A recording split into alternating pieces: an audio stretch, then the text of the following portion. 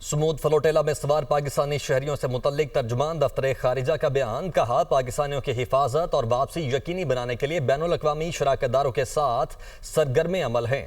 پاکستانی شہریوں کو اسرائیلی قابض افواج نے غیر قانونی طور پر حراست میں لیا۔ دوست یورپی ملک کے ذریعے سفارتی چینلز سے ہم نے تصدیق کی ہے۔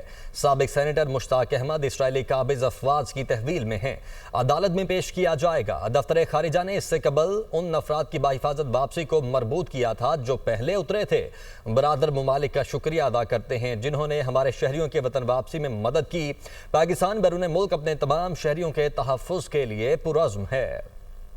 سمود فلوٹیلا میں سوار پاکستانی شہریوں سے متعلق ترجمان دفتر خارجہ کا بیان کہا پاکستانیوں کی حفاظت اور واپسی یقینی بنانے کے لیے بین الاقوامی شراکت داروں کے ساتھ سرگرم عمل ہیں۔ پاکستانی شہریوں کو اسرائیلی قابض افواج نے غیر قانونی طور پر حراست میں لیا۔ دوست یورپی ملک کے ذریعے سفارتی چینلز سے ہم نے تصدیق کی ہے۔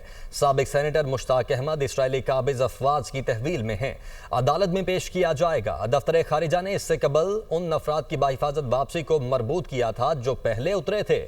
برادر ممالک کا شکریہ ادا کرتے ہیں جنہوں نے ہمارے شہریوں کے وطن واپسی میں مدد کی۔ پاکستان بیرون ملک اپنے تمام شہریوں کے تحفظ کے لیے پرعزم ہے۔